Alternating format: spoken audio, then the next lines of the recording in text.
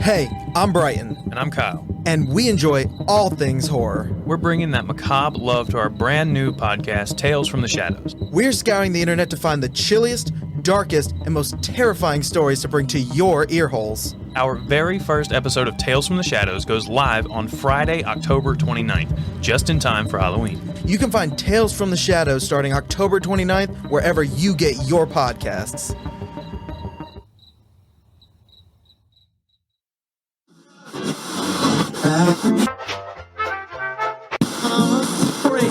Where it just jettisoned. Hey there, this is the Small Stuff Podcast. My name is Kyle Roebuck. This is the intro. Let's start the show.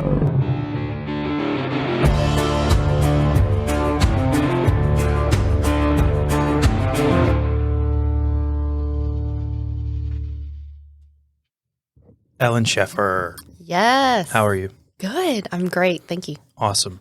When did I have you on last? How long ago was that? I want to say about a year. Was it? I really think so. Actually, I can guarantee it wasn't.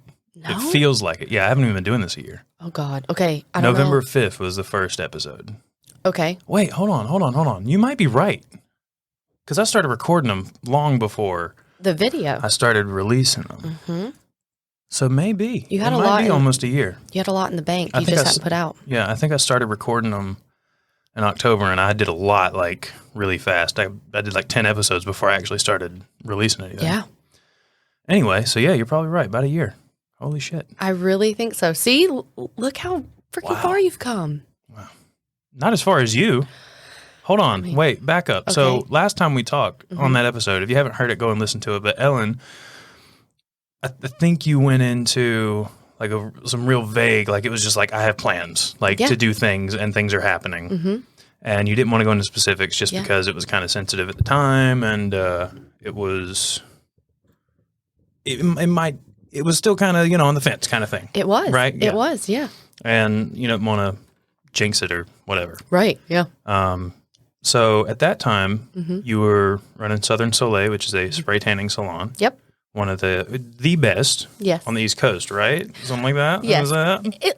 East Coast, yes. I'm very known, but Eastern North Carolina is definitely my thing. But Number one. Eastern North Carolina. But I was in Texas and I was at a spray tan convention and literally just came back yesterday, got off the plane, straight from RDU to the salon, had clients, had to do all that. But yeah,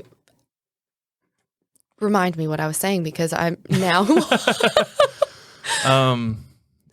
were recapping what I did. Right. But no, I had so much going on, and now I guess a lot of stuff has come to fruition, like what I was thinking I was going to do, and now I'm actually kind of doing it. Mm-hmm.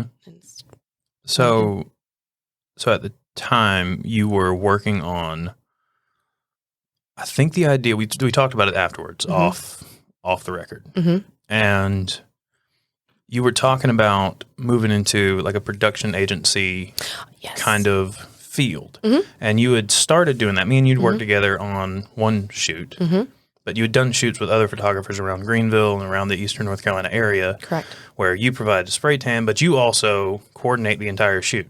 Yep. And it's just so that you could get these under your belt, seeing like you could show people, hey, I got this videographer that we can use, this photographer, we can use this photographer, this makeup artist, or this one, or this hairstylist, or whatever. I got people all over the place. Yep. Hire me for your production. Yes, correct. And that was your plan. You did that for like a year, right? Mm-hmm. And then the following year, you were like, okay, let's switch gears. And you did what? So I can backtrack. Now I remember what I was going to say. Okay. So Eastern North Carolina, I thought it was like just known around here, East Coast. But I just came back from the spray tan convention and I had girls, I'm going to like quote unquote, like fangirl over me. And they're like, oh my God, like this is Southern Soleil. And I was like, how do you even know me? You live all the way on the West Coast. My name's Ellen, first of all. Yeah. Get it right, peasant. No, but it was really cool. It was really cool. So anyways, getting back over to the production side. So I loved doing styled shoots. So they got more intricate. I started pulling in more videographers, photographers, models, things like that.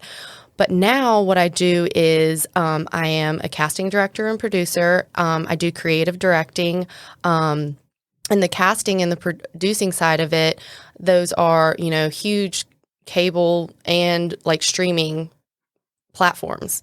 So I can't specifically say what those are, but everyone knows about them. Like You could guess. you can guess, and you can also, you can click on your TV and I'm sure that you're watching it. You can click on any type of other streaming, you've seen it. So it's really cool to be part of that behind the scenes. And just to point it out for everybody listening, you can't talk about the networks and the streaming services you work for because you're in casting specifically, and you're working on projects that aren't really out yet necessarily. And some have been published, some have not. Some are still in the works. I just working with different groups and being known as like, I'm still fresh faced in the production world. Same. But like more and more people are starting to know me within the casting community. And they're like, okay, I'm going to start doing this dating show. I need you to help me find people. Or I'm working for like a younger network. I need you to help me with that. And so it's really just learning all of those things and also getting my name out there. So it's still a learning process. It's still developing who I am within the production world. But Southern Soleil Productions, Ellen Sheffer, is going to be a household name. Oh, all right. I like it. I have the same goal. Yeah. We'll see. We'll see if narcissism prevails. No, you're going to manifest everything. So one thing. It was a joke. I think that I've always thought you're great. Everything that you do, it does turn to gold. Whether or not it's gold right now, you're going to get there. You're going to get there. But last time I was on here, I talked about Fabiola Trejo spray tanning Kim Kardashian. I literally just flew back from Dallas and I was trained by her. Very cool. Yeah. So very cool. Just talking them up. Like I'm very, very good friends with a lot of people in obviously the spray tan industry, but also higher up production. So with this is a question. I'm just curious, and then I want to get back to how you actually got your foot in the door there. Yeah. But real quick, because I'm going to forget this question. Go ahead. When you're contracted out for this, I'm assuming you're contracted out, like as as a production agency or as a I get casting hired. director or whatever. Okay. Are they?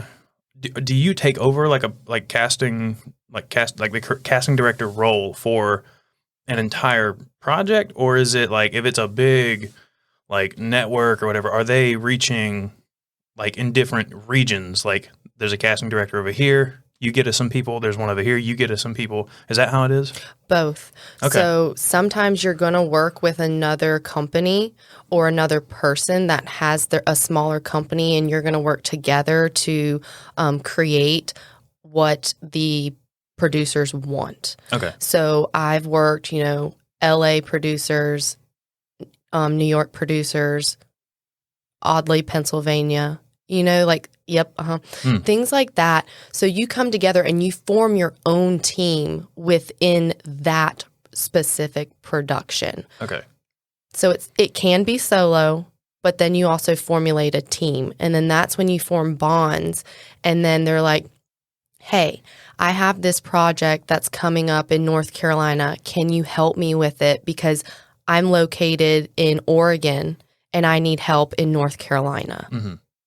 So that's both ways. So you've kind of just set yourself up as in North Carolina, if you need casting, call her. Correct. Cool. Very cool. Yep. And you've done that in a short amount of time, relatively.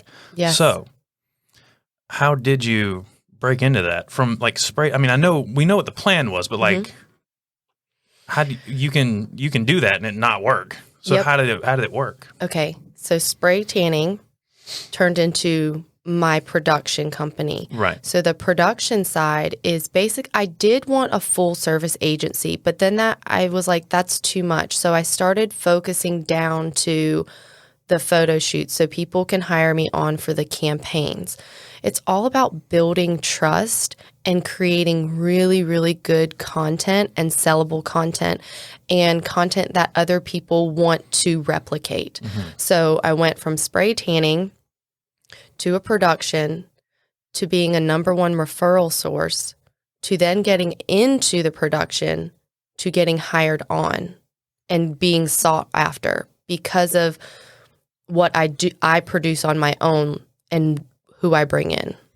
Okay. So, Did that answer your question? I don't know. So how did you move from spray tanning? Let's just say, how did you get from spray tanning to the first thing you were casting? You were working on in this new production role. Okay. The first thing. So basically, I've lived in Greenville since 2007. I know this town like the back of my hand.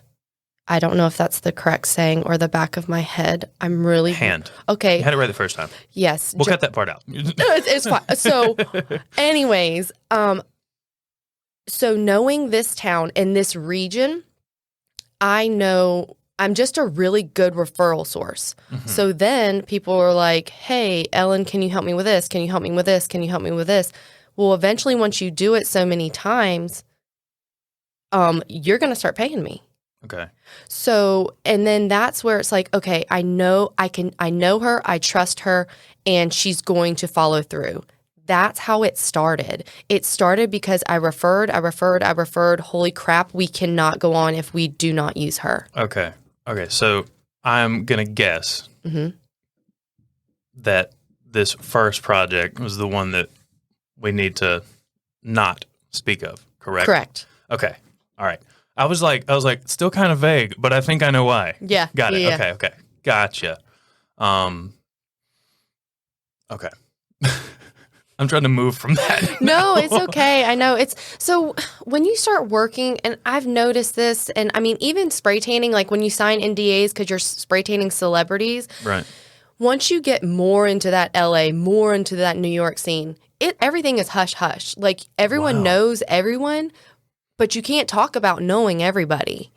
So name dropping is really hard. Yeah. Yeah. Wow. Yeah. Unless you're name dropping together. Yeah.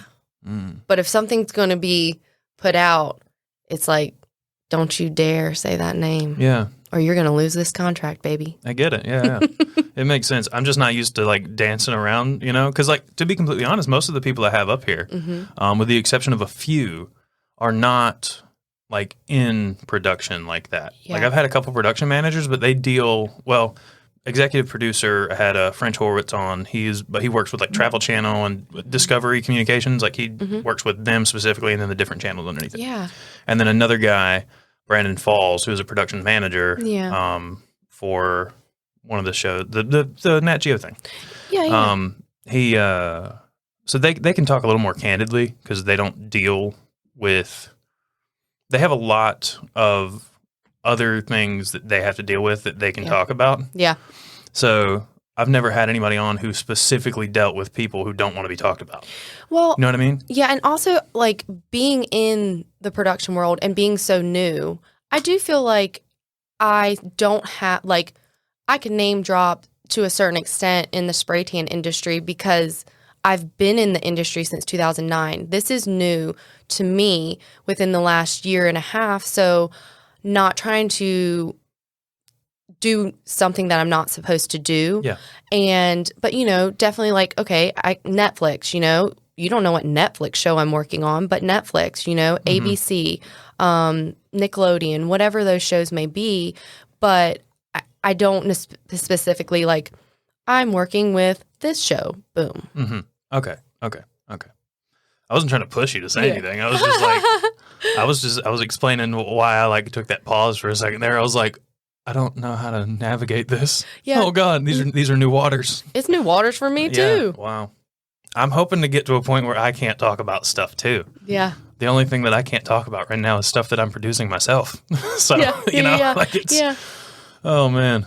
But, that's super, like, that's just really cool that, God, like you, by the way, Luke says hi. okay. Yeah, he was just here literally 30 minutes before you. Oh, really? Okay. Yeah. Hi, Luke. So being surrounded by people like him, Justin Cox, Hunter Harrison, I've said it a million times on this podcast, maybe not that many, but you know what I mean, a lot. That circle and you and just the different people I have up here, but honestly, mostly you guys, because I know you personally and especially you, like I watched you like Yeah. do what you did. And just sitting here right now, I'm realizing like I'm in awe of it, but I'm sitting there going, I did the same, well, not the same thing, but you know what I mean? Like you guys have rubbed off on me in a way that's like, Luke gave me a piece of advice, a very simple piece of advice. New Year's Eve 2019, Haystack was doing a party or something at one of the breweries. Haystack's a realty company. They were doing a party there, and I just met Luke, and he invited me and Crystal to just come and hang out. And we ended up feeling kind of like weird because we realized, oh, this is like a company party. Like, why are we here? You know, and we're just like in the corner, and Luke is like working. So like, we're just by ourselves. Yeah. And Luke he came over and spoke, and while we were talking, I was still in like the infancy of everything for me. And I was like, man, like I want to do this, but like I don't know how to do it. Like I have no idea I don't know how do I get there? His piece of advice was, I don't even know if it was meant to be a piece of advice. He was just like once you realize you can literally do whatever the fuck you want. Yep. Just fucking do it. Just do it. Like, and you're good. Just do it. And you know, if it doesn't work, do something else. Right. You've got to mean? pivot. You have to pivot every single time. So I wanted to run a full service production agency. I knew then after doing, trying to make that work for so long, I was like, yeah, this is not exactly what I want to do because I wanted to do influencer content and campaigns and bring like really, really, okay, so I want this water bottle sold, and then a company reaches out to me. I'm going to hire the influencer to do that, and then we're going to work together, make a campaign, and then produce this content so that way they can sell their product. That didn't work out. But what I did find is I know more stuff, small stuff. Yeah. I know a lot about little things about a lot of things. So that's where I've gotten to where I am because just knowing little snippets of things can get you to where you want to go. Like what? So I know how to really look at photographs and I know people. So I know what they're comfortable with and I could read people really well. So when I'm trying to make a movie or anything like that, I'm like, okay, what do I envision this being like? Or what do I envision this show being like? Also using what people are telling me, like this is what we're looking for.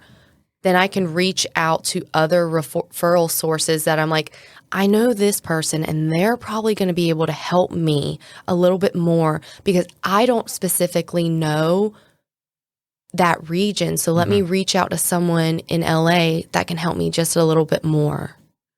How do you, I guess at that point, when you're reaching out to people in LA that you know, at that point you've probably made a name for yourself, I'm assuming. Because my question was going to be, how do you do that? Like, do people out there are so busy, it feels like, all the time. Like, people who are in this world, how do they, I don't know, man. You have to network. So, all right, I was in Dallas at a spray tan convention. Emmett Smith was right behind me. I know the name. Football. Okay.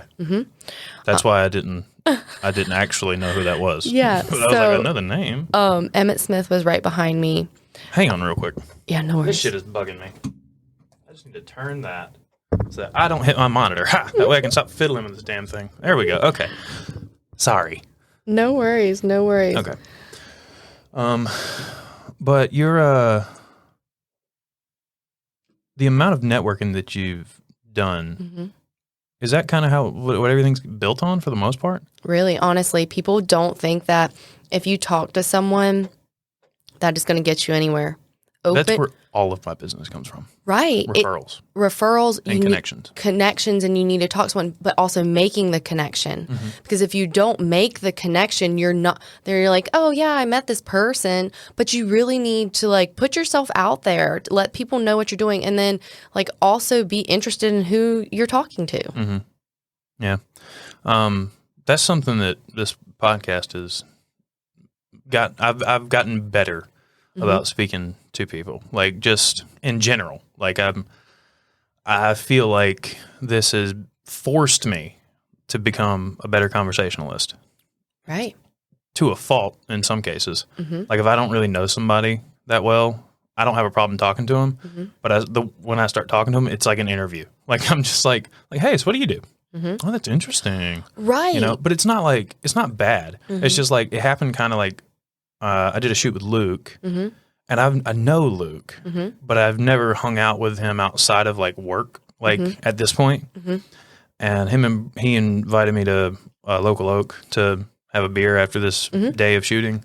And Brittany joined us and Crystal joined us, and I'm talking to them and asking them like how they met and stuff. And then I'm realizing like, I literally said this to them. I was like, oh shit, sorry. I'm like podcasting you guys right now. My bad. Like, you know, cause it felt a little invasive based on how a normal conversation should go. Well, people like to talk about themselves. Yeah. Even though like some people may be shy, people do like to talk about themselves. You want to talk about your wins, and not a lot of people ask you about how did you get there? How did you make this win? And nobody else is going to pat you on the back better than yourself.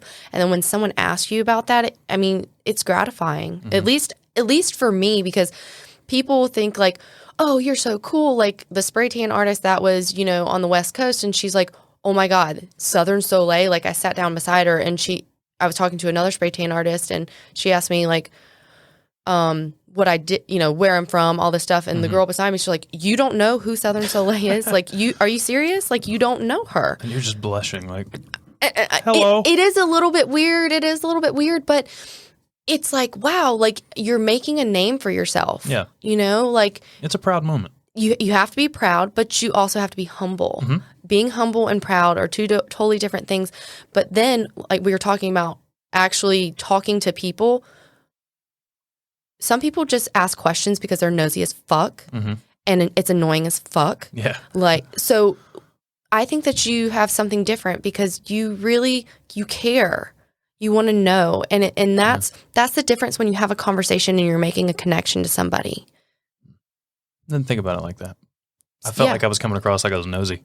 No, you're not nosy at all, because you're sincerely asking because you're interested. You're interested. And so there's a difference when someone asks me, oh, well, what type of solution do you use? Or how do you do this? How do you do that?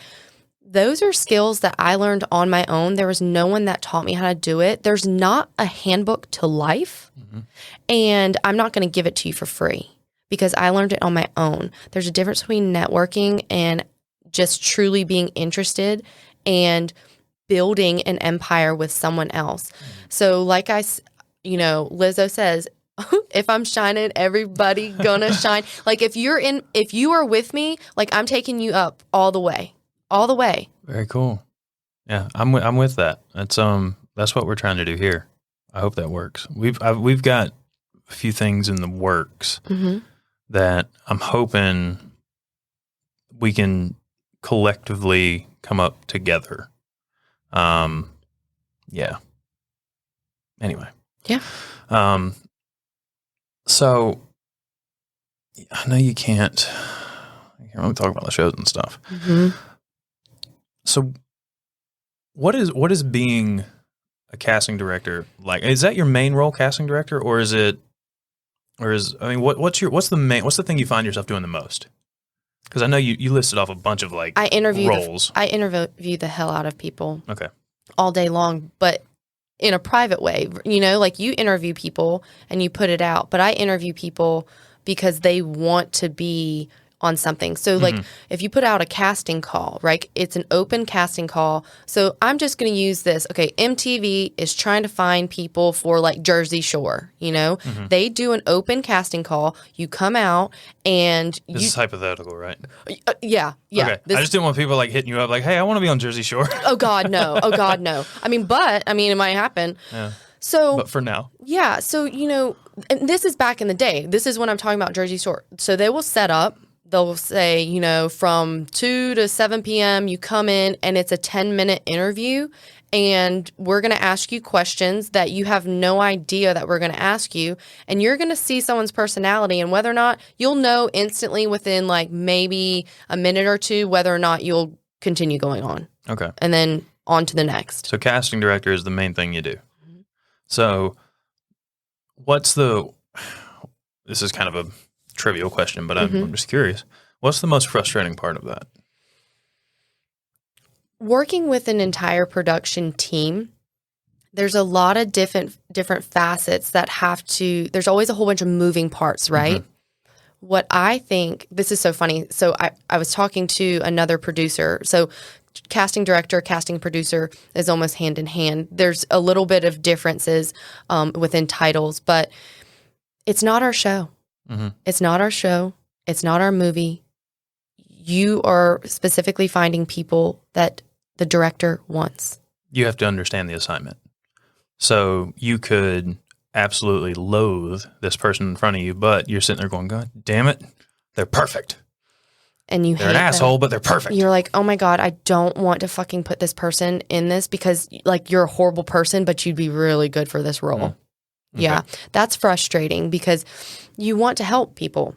At least I do. And I've always wanted to build people up, right? And help them with their careers.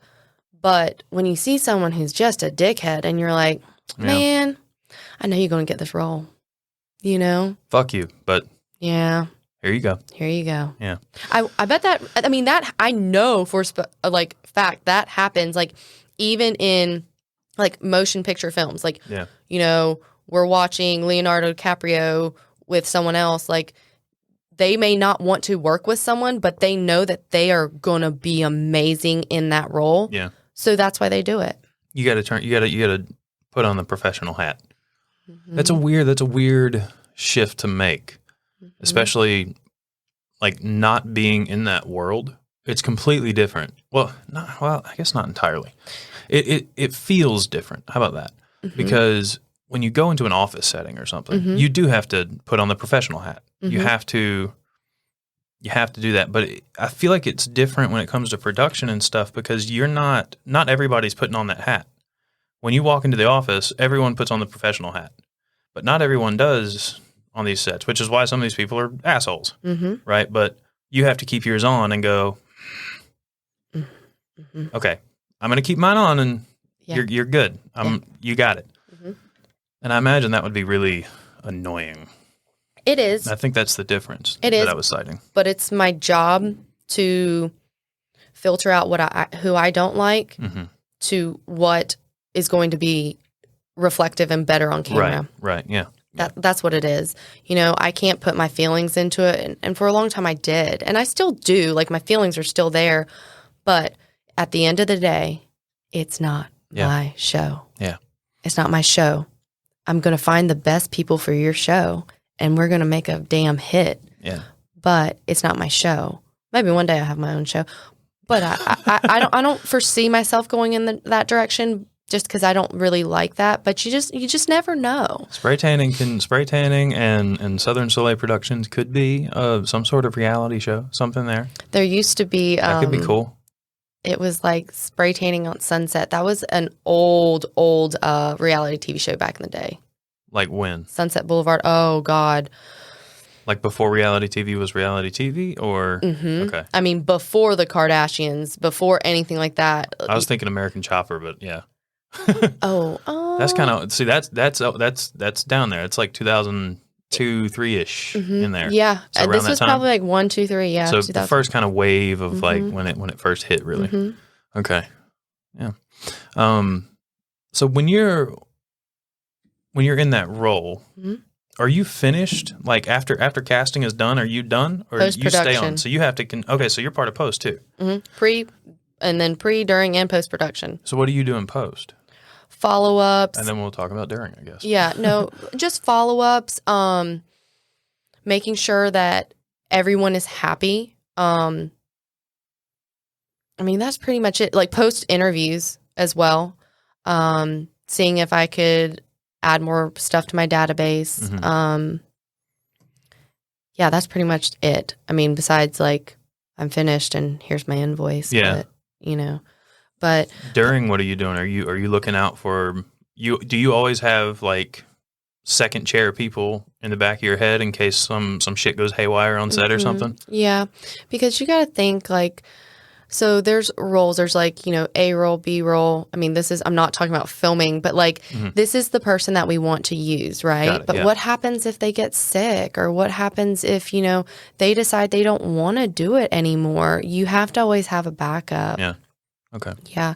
And that's just with anything. Like someone can have a lead role in a movie and then all of a sudden they're like, I'm not doing this anymore because of PR, or someone doesn't want to, the main person doesn't want to work with that person anymore. So you're like, okay, I've got to find someone else. Okay. Yeah. So is that primarily what you're doing, like during production? Like just kind of staying there, like if I'm here if you need me kind of thing? Or do you step in and do other stuff too? A lot more. Okay. I step in and do a lot more. Just making sure people are at the right place at the right time. They're okay. It's kind of like hospitality too. Like making sure, like, are you okay? Like, are you feeling good about this? Like, is there any way I can make you feel more comfortable? So is it safe to say like you take care of the cast? Yeah, Okay. yeah. So I've no idea what a casting director does. There's that, and that's one thing. Like, so everything is super hush hush, right? And there is not a handbook. There's nothing in this world that tells you this is the correct way to do something. You have to find out on your own, trial and error. And I've made a lot of mistakes, but I've also made a lot of mistakes that got me to where I am, because it's like, oh, wow, that was actually a really good idea. And we didn't see it like that. Okay. I had another question, but I don't remember what it was. It's okay. Where's It'll it come going? back. Maybe. Pre, That's gonna post, bug middle. me. Oh God. Dead air. Oh boy. no, I do this all the This time. is the worst. I go blank all the time because we have about a gazillion things on our mind Yeah. at all moments of the day. So where do you see, we might have already touched on this. Where do you see this going, like from here? Did we talk about this already? No, Okay. we hadn't. So Southern Soleil, and I've talked about expansion for so long. It is really hard to hire and trust people to take over your entire business. Tell me about it. Yep. So I am going to, I was just having this conversation with Brighton last night, like just about how much, even in the what we do, which isn't a lot, like compared to what you're doing, but the stuff that I do keeps me so busy. Yeah. I just gave him, like, he asked me if I posted a reel, because he keeps me on my shit. He asked me if I posted a reel or a TikTok or anything yesterday. I was like, oh, fuck. No, I forgot. And I just, like, because I was busy, I was doing shit, and I was like, here's all the login information. Just do it when I can't. Right. Go for it. If you don't have a problem with it, do it, and then eventually we'll hire somebody for that, because God, I'm dying. I'm dying too. And honestly, I don't know anybody who is super successful that's not dying. Yeah. So it's trusting people, but knowing that you're really going to get fucking stabbed in the back a lot on the way up. Like a lot. And it's all a learning process, but that's what I was talking about. Once you find those people that are really your ride or dies, don't let them go. Don't let them go. It's all about the people in your life, and it's always going to be a small network. You're going to have a super large network of people, but that small network that you originally had, and you're going to grow, Like those are the people that you can trust. They may not always be able to help you, but you can always come to them with a problem and they're going to help you solve that problem. So, I haven't had great success in training another tanner, training anybody, because every time I train someone to do it, something happens and they can't do it. So going back to your question about like, where do I see myself with this? So running Southern Soleil is not my end goal. Like I told you last time, being behind the spray gun, that will stop very, very soon. And my clients are probably going to shit some bricks because they're like, oh my God, like I can't. But to grow, you've got to let go. And so I'm going to not turn over, but also like bring more people in to spray. And I was just thinking about that yesterday. I'm like, I've got to make my post. I'm trying to look for 2 spray tan artists to grow the salon. But also, you have to know that I'm probably going to get stabbed in the fucking back because I already have. Oh my God, I'm so sorry. That's okay. Look, I even thought I put it on I thought you figured it out. I put it on airplane mode. If anyone knows how to put an Apple Watch on airplane mode, message Ellen. Oh, it is. It is on. Is it because your phone's on airplane mode? I don't know, maybe. Probably. Anyways, so is that new? You got that new? You got the 13? No, it's not the 13. No. I was gonna say if you got the 13, you done crack that camera back there. Jesus. Oh, it's a little pop off case, and cool. I could change it. Okay. I just lost the other ones. Gotcha. But yeah, like I just I'm not tech savvy, so anyways, I'm on airplane mode in all 3 of my phones. All 3 of your phones. Yeah. You got 2 phones. Well, yeah, I've got a lot. Because a lot of people, like, I only give out certain numbers to certain people for certain things. Wow. So maybe one day I'll get to a point where I have to do that. Okay, this is funny. Story time. So back in the day, so the Nokia phones, okay, my mom used to own bars, right? And someone left a phone. We were going to the beach. We were going to Myrtle Beach.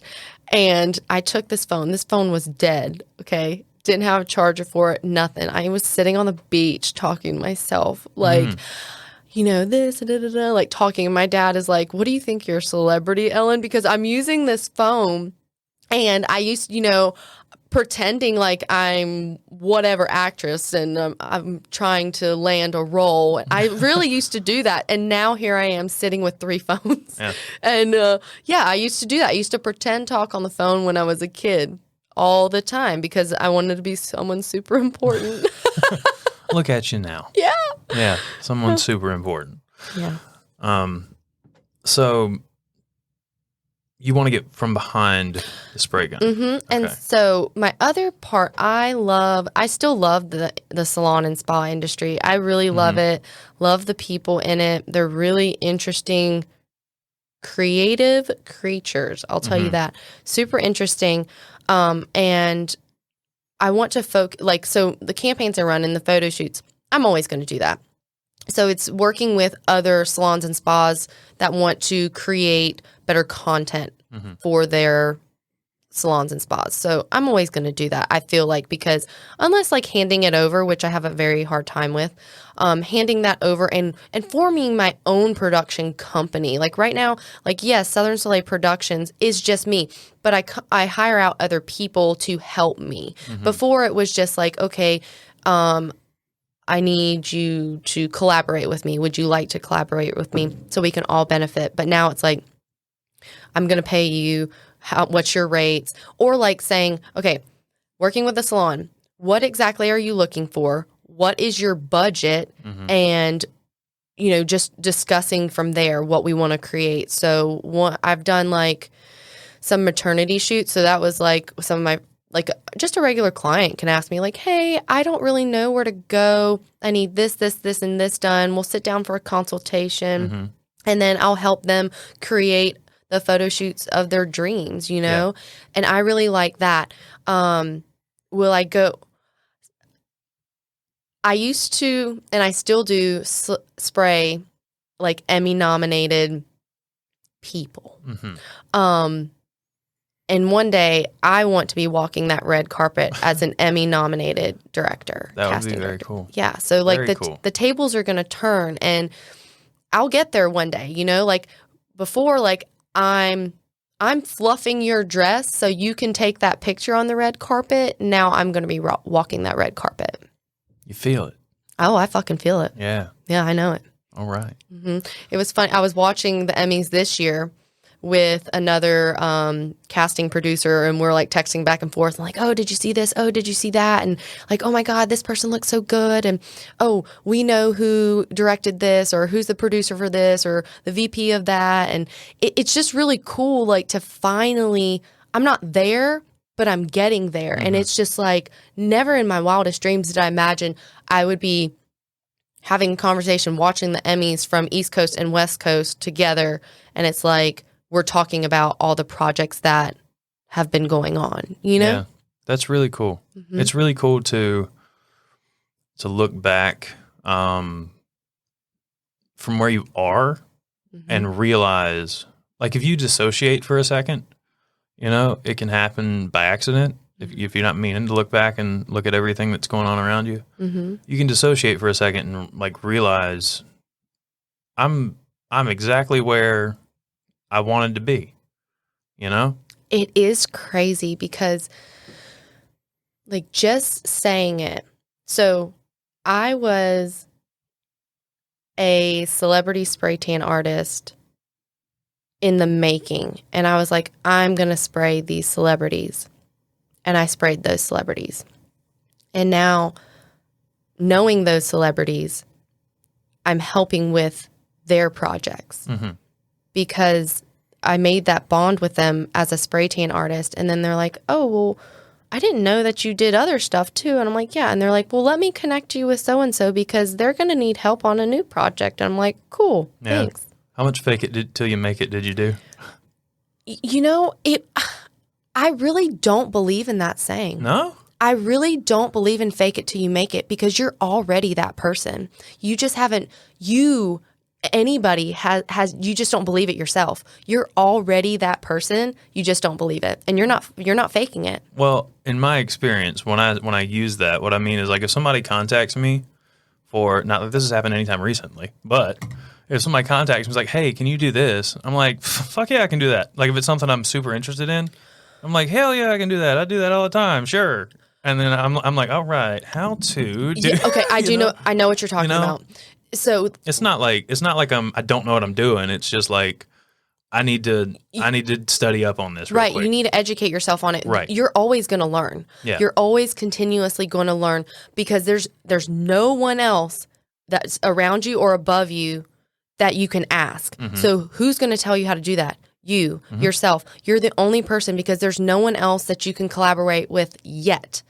And then once you do find those people, it's like you knew it this whole time, but you just didn't believe in yourself. And you're like, oh, yeah, that was a fucking bomb-ass thing that I did, but you didn't know it was in the making. Yeah. I think something you said before, or maybe something I said, I don't remember. But we were talking about manifesting.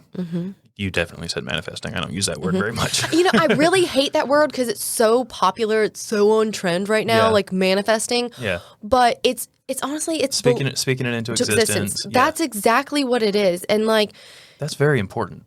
Yeah, put it out there. Put it out there because like I'm a celebrity spray tan artist. Now I'm a celebrity spray tan artist. I am going to be an Emmy-nominated casting producer. I am a casting producer, not Emmy-nominated yet, but watch me. Watch me. I think, like, one of the most important things about reaching a goal, first of all, is setting the goal and being serious about it. It's got to be something you really want. Yeah. And if you really want it, you got to put it out there. You have to, like, and when I say that, I mean, like, tell people. Yes. Like, tell the people around you, this is what I want to do, because that's going to do a few things. One of them being you're going to be held accountable now, or at least you're going to feel like you are, you know, like you feel like if you don't do it, you're letting these people down that you said, or you're a liar. Know? Yeah. And I mean, I've done that with a couple things that I got a little too enthusiastic about, you know, but Everyone does. But they're out there and I still might do it. Like it's still back here. Like I talked about it with Justin. I was like, all right, that's it. I'm going to do it. I was talking about like a chicken nugget restaurant, like just chicken nuggets. It's not like boneless wings. It's chicken nuggets. And then they come in different flavors and all this stuff. You can get different dipping sauces. That's going to be the poll. It's like a whole bunch of different, you know. So I had that idea, and I was talking to Justin, and like I said before, him and Hunter and Luke and you are all very, like, inspirational, you know. You like being around you guys makes people just want to do shit, you know, get shit done. Right. Because that's all you guys do, it seems. You know, all you do is get shit done. It doesn't stop. Like, from the time you wake up to the time you go to sleep, even though, like, self-care is important, but then there's always being an entrepreneur in business for yourself. You have the guilt of not doing something, not creating, not hustling, not grinding. Yeah. There's guilt in there, and nobody really talks about the guilt, because it's like, oh, I'm doing this, I'm doing that, I'm doing this. And you have 10 different projects going on, but you still feel guilty because you want to be doing more. Yeah. But really taking, like, I'll say the longest that I haven't worked, which I know this sounds insane. I feel like I'm about to tell you you need to work on that, but go ahead. Is probably 6 hours. Fuck that.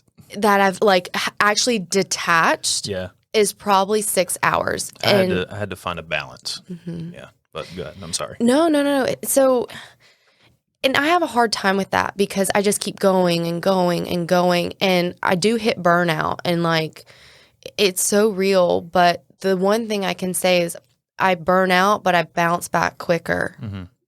Because once you take that downtime, and then even if it was like 12 hours, 24. I can't wait till I say 24 hours. I took a full day. Take a few days off.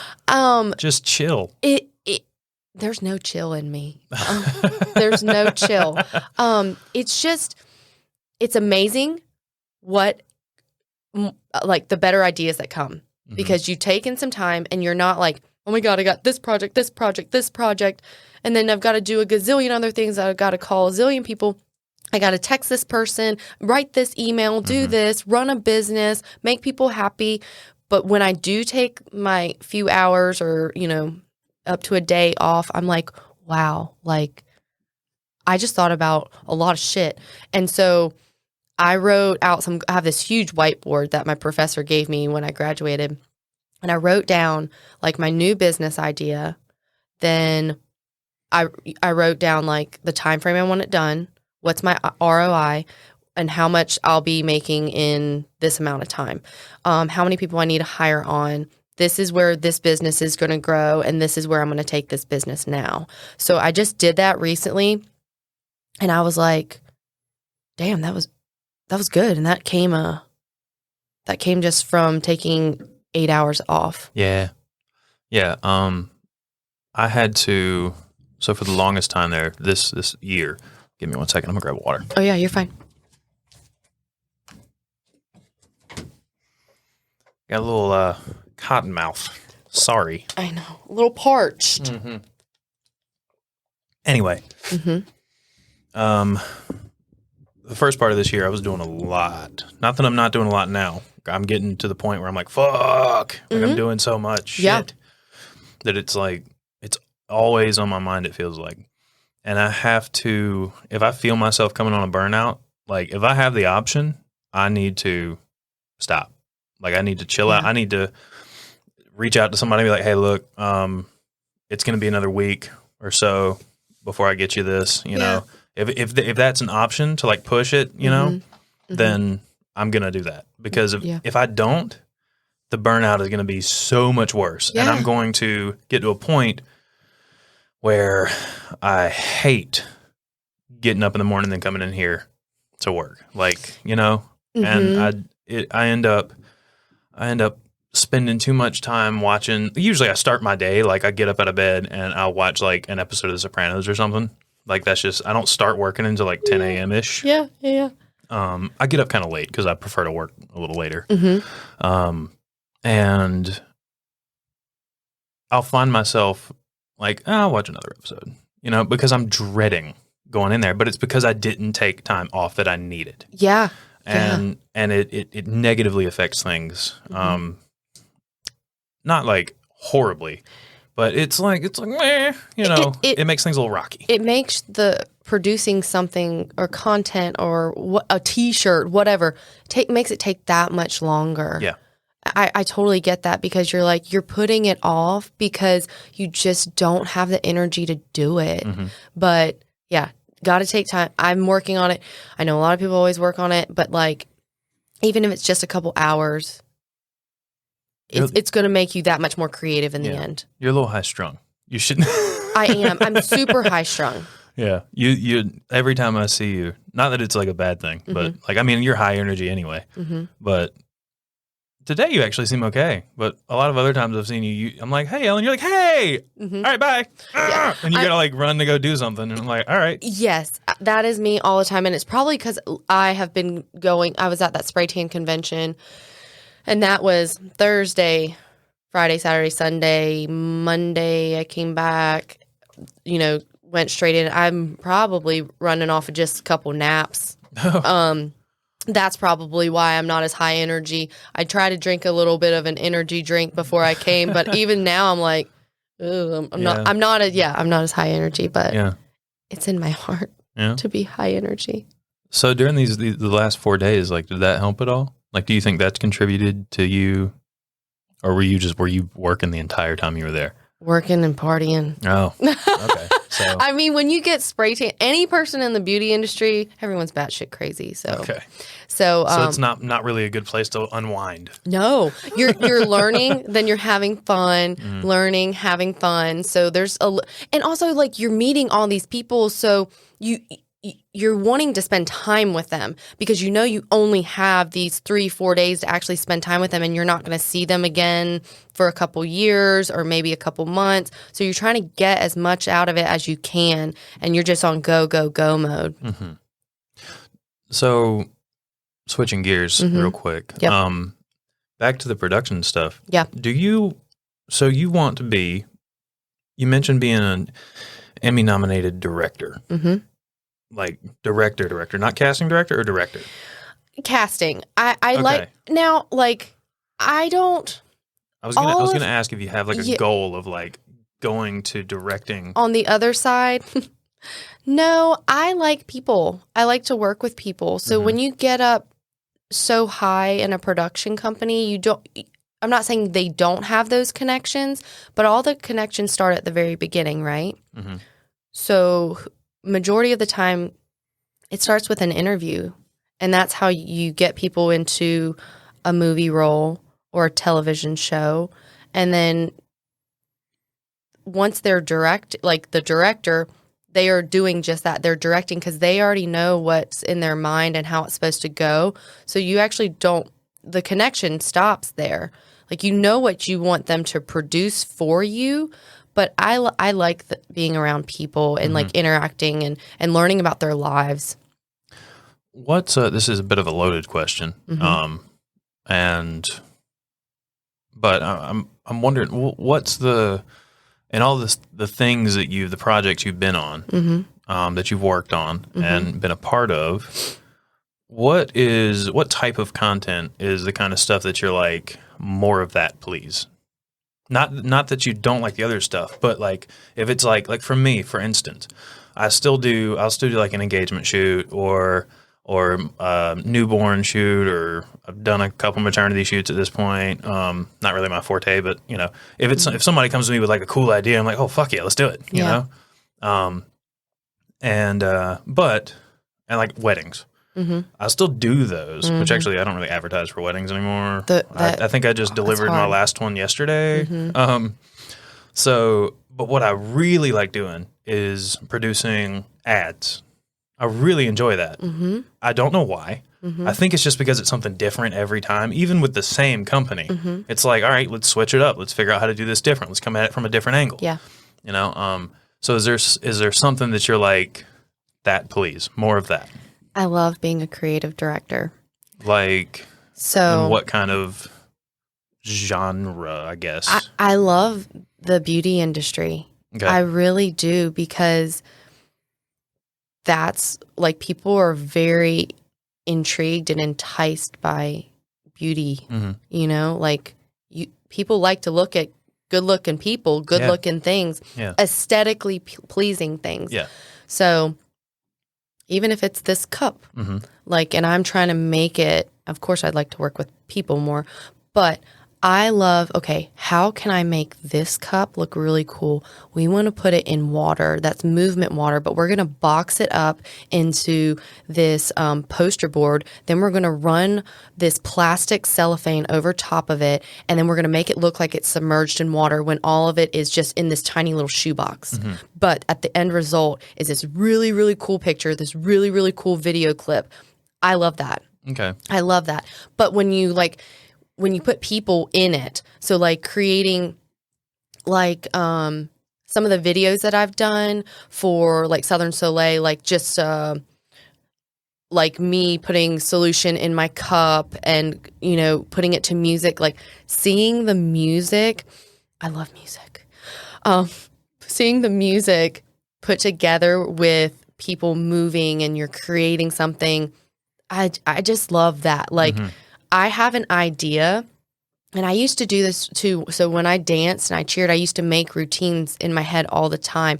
I knew exactly when like a beat was just supposed to drop for a certain like stunt or movement or things like that. So that's what I really like. So creating and like creatively directing a shoot is what I love. Okay. So what would you define as a creative director, like in your words? Okay. Someone who envisions something that's going to happen or they want done and then puts that out. I don't really know. I don't really know because no one's really ever asked me that. Like, I didn't know if it was like the role that brings all this stuff together. Like, is that what what you consider a creative director? Like, I have this idea, and I'm going to bring on this videographer, this photographer, this model, this person. I'm going to do the spray tan, whatever. Is that what you're? Yeah, and putting it all together and then seeing the end result. Like, that's so gratifying to me. Do you think that's because it's yours? No, I could even do it for somebody else. I was just wondering. Like, I mean, like, you find that so gratifying and fulfilling, I would assume. And I find that, you know what, I might have just answered my own question. I think you're right. Yeah. It's not just because it's yours. Because I do find this, there is a certain gratification to me creating this thing. Like an ad. Right. It's not your ad, but you love doing ads. But I put myself into it. Right. Right. Yeah. I mean, literally when I see some videos go up sometime or just commercials, I'm like, oh my God, I was part of that. Like, it's super gratifying because you put so much blood, sweat, tears, time into something and you're like, wow, I was part of making that happen. But when you're the creative director, you made all that shit happen. You picked every single piece of that project and you did it. Yeah. And that's gratifying. Yeah. Yeah, I don't know. I don't know what it is about creating stuff. Maybe it's just the type of people that we are. Only creatives understand creatives because you get there, like it's this high that you get, and there's no other way in the world to describe it. It's a high that you get from actually seeing something that you envisioned in your head put in front of your face, and you're like, wow, that's amazing, and I can't believe I was part of that. I can't believe that something that I made up in my head is actually on television, on a video, on a photo shoot. Tangible. Yeah. Yeah, it's out in the world. Yes. What's even better is when you show it to the client and they immediately love it. And I'm like, oh, sweet, awesome. Right. That's like, that takes that just another level. When there's like, they have no notes and you're like, oh, sweet, awesome. It doesn't happen like all the time, but when it does, it's pretty great. It's a nice little treat, a little cherry on top. Yeah, and it's hard to describe that to someone who's not a creative, who doesn't really care, like, whatever. But if you're in that world, you're just really like, yeah, I get it. Like, there's no better feeling in the world. Yeah, I think, I wonder what the closest thing would be. Like, making an A on something that you tried really hard for. Oh, yeah. Yeah, that's a good, Like you really tried hard for that. And you're like, You came up with that. You came up with that really quick.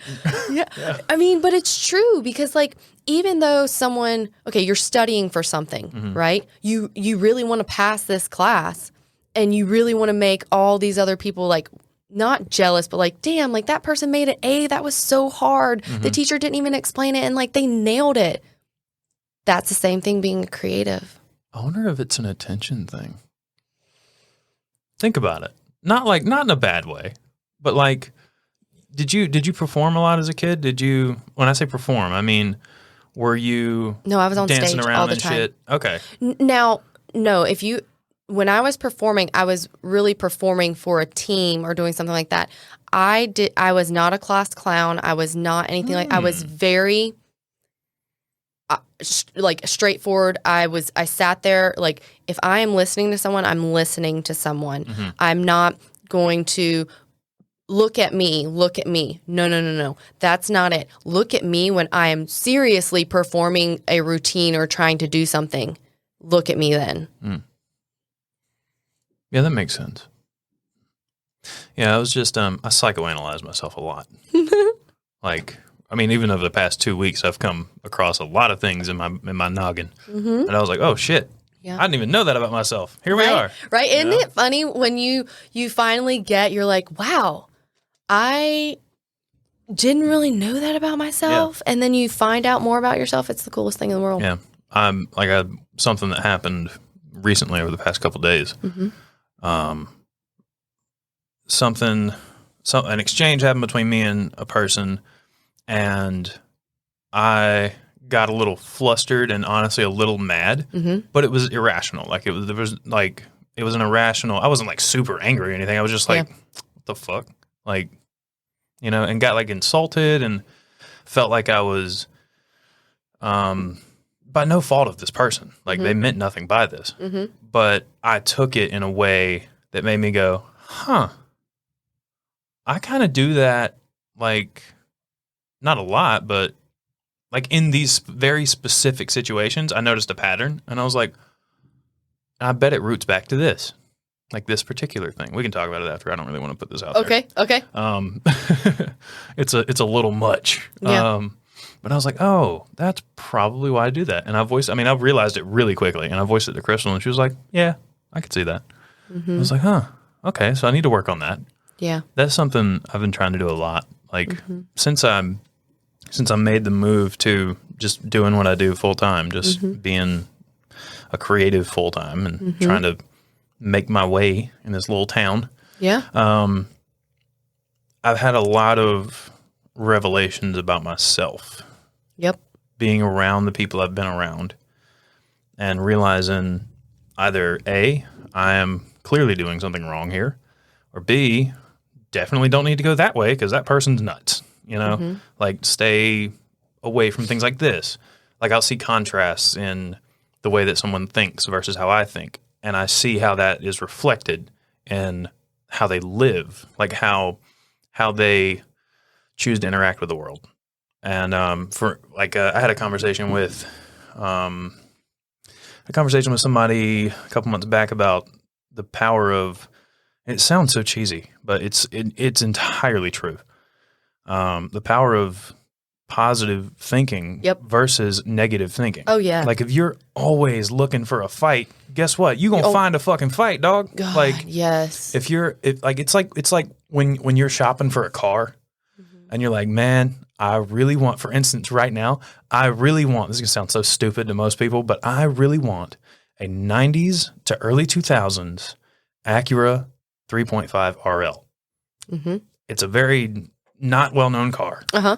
It's basically an Acura Legend, but it's a different kind of thing. Anyway, I really want one. Yep. And I'm probably, because I've been doing a whole lot of like looking them up and trying to find one to buy and looking up like researching and stuff. If I see one, if one is on the road near me, I'm going to go, boom, there it is right there. Or my Land Cruiser, for instance. Yeah. Doesn't matter where we are. I will spot it. I will spot a Land Cruiser immediately. Right. Riding down the highway, I'm like, Land Cruiser, and just keep going. Like I see it and it's like that. It's the exact same thing. Yeah. If you are constantly if you take a situation and it could be an inherently negative situation, you can take that, spin it, Look at it from a different perspective. Yep. Down, up, sideways, whatever you have to do. There is something in there that can be turned positive. 100%. There always is. I've never encountered a situation where I've been like, shit, this is all completely terrible.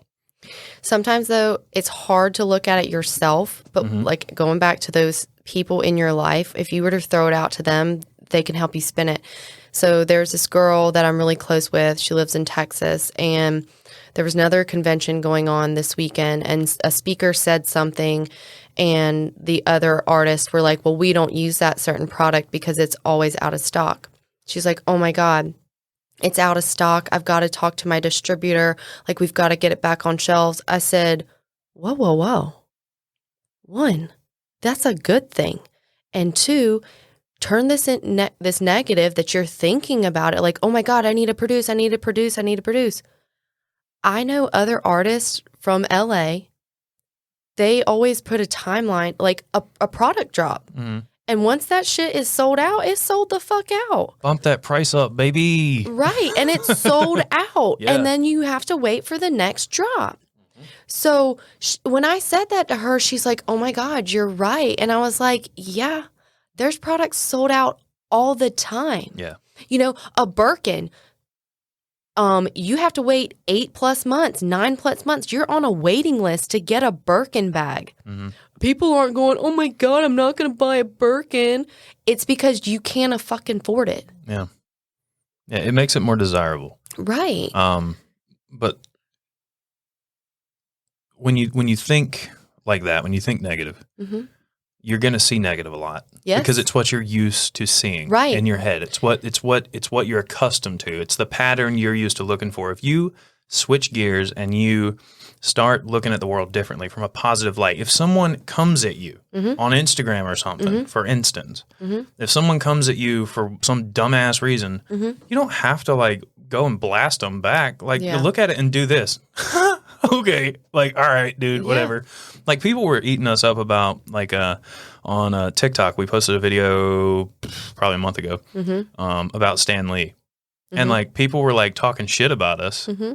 And I was like, I'm looking at it going, that's hilarious. Like, because I made this. Like, I did this. You know, this is my thing. And you're on it talking. Thank you. I appreciate that for increasing the engagement. Right. But I don't have to go back and like say that sarcastically. No. Like, I'm just going to like, dude, whatever. Yeah. All right, cool. Sometimes it is like a gut It can punch. hurt you. It hurts, but it's also like, it's going to make you stronger because like in the moment, that's when emotion take over. Like in the moment, it really hurts. But guess what? There's something else that's going to happen along the road that's going to suck and hurt even more. So that's just life preparing you to like roll with the punches. That is an example of positive thinking right there. Like if someone comes at you and it actually does hurt, like say they strike a nerve, you know, they hit something that like is partly true. You know, maybe like I post a selfie or something and somebody's like, what's up, fat ass? And I'm like, okay. Like, I'm like, all right. I mean, I don't think I'm like, you know, huge or anything, but like, I know I'm a little chunkier than I wish I was. Yeah. Samesies. And that's like, you can instead of like getting pouty and being sad and being mad about it, do something about it. Do something, you know, do something about it. Use it as fuel. That's positive. Take it and be like, you know what? Thank you for that because I needed that. Yeah. I needed that to get better. Watch me now. You know what I mean? It's all about growing. Like growth spurts. They hurt. You're going. Is that a thing? Yeah. When you're a kid and you have growth spurts, your bones hurt. Oh no. I meant like, is that a saying? It sounded like a saying. Growth spurts, they hurt. Oh. It sounds like a tagline. No. Well, for like some growth spurt, like pain meds for teenagers. But no, okay, so they really do. There's pain in growth. There's so much pain in growth, but when you don't experience that pain, you're never going to grow. You have to experience so many no's in your life to get one yes. And you know, like that's what I try to tell people. They're like, how did you get to where you were today? A lot of fucking people told me no. Yeah. A lot of people said, you're dumb for doing spray tanning. You're dumb for doing that. Like, just because you have an idea and nobody thinks it's cool or trending right now, but you believe in it, keep on doing it, man. Yeah. Keep on doing it because in the long run, you're going to be fulfilled and you're going to be like, wow, that really hurt at starting, but now look at where I'm at. Yeah. Also, to add to that, just make sure you do your due diligence also, though. Like, you can believe in it all you want, but, like, you know, your balloon animal farm might not work out. You know what I mean? True. So just, I'm not trying to discourage, but if you have an idea, do your due diligence and have a reason to believe in it. You know what I mean? Yeah. I'm just, I don't want people to hear this and think that, like I said, I'm going to start a balloon animal farm or some shit, you know? Right. Like, maybe. Sure, go for it. If the market you're in is like down for that, if you're like near a clown college or something. There's a market for everything. There's a market. I mean, even, God, like. You know, the more I say it, the more a balloon animal farm sounds pretty dope. I'm yes. Like, if you believe it, if you dream it and believe it, you can do it. Like, I'm telling, anything is possible. Anything is possible. You know, NFTs. Yeah. That's Are you telling me a print of a print of a print online is making millions and billions of dollars right now? I had this conversation recently, and I kind of get it. Like, I get it. It's just it's another medium, you know? Like, at some point, somebody was like, "What? My sketch on this paper isn't good. You have to go buy a painting. Like, this isn't good enough." Or like, "You're an idiot. Why are you trying to sell those things?" Like, nobody cares about that. Like, that's how we communicate. We do pictures. And you're not going to sell that, right? You know what I mean? And we've had that. And then I'm sure the same thing happened when painting went from painting to photography. You know, and then from photography to, I mean, they just made a shit. We were the same thing for a very long time. And now NFTs are just a different form of art. Digital. It's a digital art. Yeah. I get it, you know? Because, I mean, I haven't done a whole bunch of research into NFTs or anything, but NFTs are one-offs, right? For the most part? Are they typically one-offs? Or is it a bunch of different kinds? Kind of like you can go to Target and buy, they always have like a buffalo print or something on a canvas. Always. Go to any Target anywhere, there's a buffalo on a canvas somewhere. Yeah, but you own the digital print to it now. Well, what I'm wondering is it are there like tiers to NFTs? Like, hey, you can buy this NFT. There's like 200 of them, you know, that we've got today or whatever. You can get it for $15, and then there's another one that's like, this NFT is one of one. You're gonna spend $30 million on this, dog. Right. Okay. I believe there are tiers to it. Like, don't quote me on this, but I do. Like, going into it more, like listening to like some Logan Paul podcast, and you know, talking about NFTs and Gary V and everything like that, and talking about that. And I mean, let's go back to Bitcoin. You know, when Bitcoin, everything like that, like nobody believed in that, and now it's like, oh shit, I should have bought that. Yeah. If I could go back and tell myself, like in 2012 or some shit, dude, every paycheck, buy Bitcoin. Yeah, man. Someone's gonna have an animal balloon farm, and you're gonna be like, "Fuck, man! Why did I have sue their pants off the animal balloon farm because you know PETA regulations? We can't house these animals anymore. Stop giving them ideas, Ellen. Jesus Christ! I realize it's a good idea now. Right? You gotta turn the negative into positive because anybody's gonna believe it. Oh God! You turned it on myself. You didn't believe in your animal balloon farm, and now someone's gonna make it, and you're just like, "Wow, look at that!" Like. Really cool giraffe that has like a different type of nostril. I'm really thinking about how this could work now. You'd have to use like super strong like inflatable things. Well, no, then you make it like, well, this is only 1 week only. The animal balloon farm is gonna be here and it's gonna change next week. You better come now. They'd have to be giant balloons. Yeah. Otherwise, I'm not gonna go. I mean, like I can make an animal balloon. Like I can make a giraffe like myself. But I would like to see the one that you had to make with a bulldozer. Like you had to make with like really big tools. Okay. Because I can't do that. All right. Going back to Acid Park. Okay, in Wilson, and then they moved it to, I guess, like the new Wilson, whatever. So there was this whole What's Acid Park? Hold on. I don't even know about yeah. This is what I'm telling you. So this guy, I did a whole thing about it in college. So Acid Park used to be in Wilson, like right off of exit 43-ish, something like that. So there was this whole thing about this girl was high on acid, coming home from prom. She went around this corner. She wrecked her car. The car was still there. It was really cool. So like this was like a urban legend thing, you know? Is she alive? That was all a lie. Oh, okay, it was all a lie. Okay. So I was like, I don't know if we should be celebrating this. So then, because of her dad went crazy, and he built all of these huge, windmills and Oh, is it the whirligig thing? the whirligigs. Ah, okay. Okay. Well, it started off as Acid Park, Okay. and so there were all these reflectors on it and everything. Nobody thought that those were cool back in the day. But people love them now. And they love them now. Yeah. But that was an urban legend. So this man, he built houses, and then he had the things that lift you up. And as just a hobby, he used to build it, and it was on this huge corner. But I'm telling you, going over that hill and seeing all of that, you know, inebriated in some way, you're like, holy shit, this is amazing. Yeah. But it was just, it's really cool. Like, nobody would have thought that was cool back then. I mean, this was just like a little old thing. Now, you can go to Whirligig and you can see all these things, and people are taking pictures with them. Mm-hmm. So what would your advice be to somebody who wants to do something similar to what you've done? Doesn't have to be short, sweet, and concise. It can be a... Let me think. All right. Say, what advice? What advice would you give to somebody who's trying to do what you did? Something similar to what you did. Doesn't have to be exactly, but someone trying to pursue either something in production or otherwise. Stop looking at people and thinking that you can do the same thing, because you're not the same person. You need to find your way of doing it.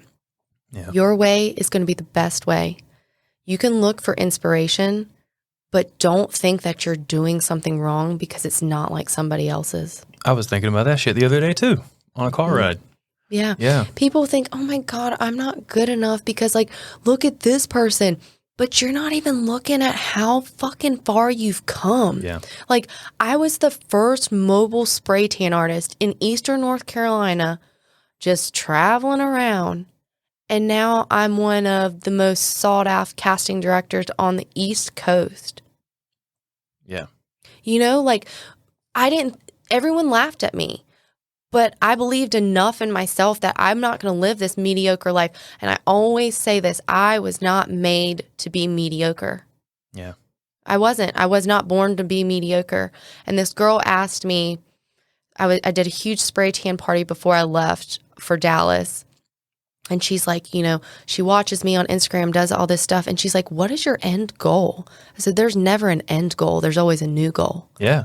I said, but my end goal is to be a billionaire. And when I make my first billion, then it'll be 2 billion. And after that, it'll be 3 billion. Yeah. So there's never an end goal. There's always a new goal. So stop trying to finish the race. Mm-hmm. Stop trying to finish the race, then race never ends. Yeah. Learn the fundamentals and then do it your own way. Yeah. Because your way is always going to be different, and sometimes it's going to be better, and sometimes it's not going to be good enough. And then you change the way you do it. Right, yeah. Absolutely. You're always in it though. Like your flavor, your little tidbits of you are always going to be in everything you do. Mm-hmm. Like for me, for instance, if I make a video that is like I use the same footage someone else uses, we edit it the same way. My timing and like what I do is going to be different than what he does. And someone is going to prefer his over mine, and someone's going to prefer mine over his. Correct. And you find those someones, and you connect with them, and then they'll tell other people. Yep. It's just like if you look at someone's Instagram feed, and then you look at someone like you're following, and they really like look up to them, they'll make their feed look just like the person they're following. Like, why? Like, why would you do that? Like, you're not creating something yourself. Now you're like emulating someone else, and like you don't have like your own flavor, you know? Like someone who's in my industry, they can always tell like my work apart or like my shoots apart from somebody else just because of the way that like I like it seductive, but I like it kind of dark and moody. Like those are the things that I like. You can always tell your work apart from someone else if you're in that industry. Yeah. And going back to emulating other people, I think when you first start out, emulating other people is how you learn. Yes. But you can't get stuck in that because if you do, it's going to be so fucking obvious. Yeah. That you're just emulating, like especially if it's somebody popular. Like when I first started, Peter McKinnon is a very popular photographer / YouTuber. When I first started, he was the reason I started because I just got so interested in his videos and I learned so much and I kind of just fell in love with it that way. Right. And then I started doing it myself. And naturally, when I first started, I was like, I want to edit like that guy. You know, I want my stuff to look like his. And you know, I tried, but like clearly, you know, it's not who you are. It's not my style. It's not what I do. Yeah. He's got his style. I've got my style, and that's working for me. You know. Yeah. So yeah, I agree with that. I think don't just try to emulate to learn at first, but because you kind of have to. Yes. But after a certain point, You've got to branch find off. your own style. Yep. You know, switch it up. Don't be afraid to do that. Like I went through like 3 different style changes in a year, where I was like, I don't really like what I'm doing. But I think I've found. I was about to say, I think I've found like how I like my stuff. But I was actually looking at something today, and I was like, I think I need to like change this a little bit. You know, so don't be afraid of change. Yeah. Don't emulate too much, and don't get stuck in that. And just go for it. Yeah, because people think that, you know, oh my gosh, like there's only one way to success. Oh, no. There's there's not. a gajillion ways. Right, there's not. So that's why, like I know I relate everything back to spray tanning because I'm so new in the production world. But, you know, they're like, how do you do this? How do you do that? No one taught me. Yeah. Learn your own self, educate yourself, and that's how you're going to be better. Like I said, there's not a book to success. Now, there are books to help you be successful, but there isn't like a timeline of how you're supposed to do things right or wrong. And I think that some people get so caught up on like how to do it the correct way that's why they're stuck. That's why you're not successful because you're like, I'm not doing it the right way, or I'm not doing it how this person looks, or my feed doesn't look like this. Because you're just so stuck on one way of success.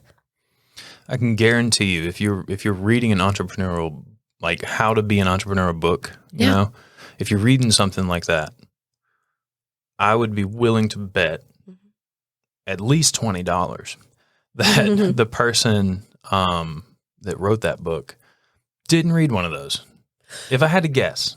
Yes, absolutely. If I had to guess. Most of the time, those books are, I'm kind of being a little cynical here, but most of the time those books are just there to get people who are looking for that exact road, you know, and it's not there. What you need is like I said before, like, well, it was in different context, but fundamentals. Fundamentals are everything. Like, and the fundamentals of like doing what you want to do for a living are kind of simple. Like once you get the foundation down, like for me, it was you can do whatever the fuck you want to do. You just got to do it. Yeah, absolutely. Nobody has to give you a label. Give that label to yourself. Yeah. All right. Well, cool. Yeah. Where can people find you, Ellen? Southern Soleil Productions, and on that's IG, it. just at Southern Soleil, and just at Southern Soleil, at Southern Soleil _productions, Ellen behind the bronze. All right. Yeah. All right. Well, guys, thanks for sticking in for an hour and 20 minutes ish. Make sure you're following Small Stuff Podcast on Instagram and TikTok and YouTube. We're on all of those things. Exclusive clips on YouTube, exclusive clips on TikTok and Instagram.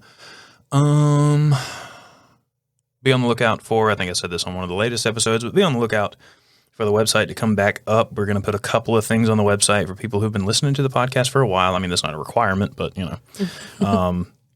Couple of things up there and just really small trinkets, limited quantity. Oh, God, sorry, hit the mic. All right, I'm going to leave now. Bye.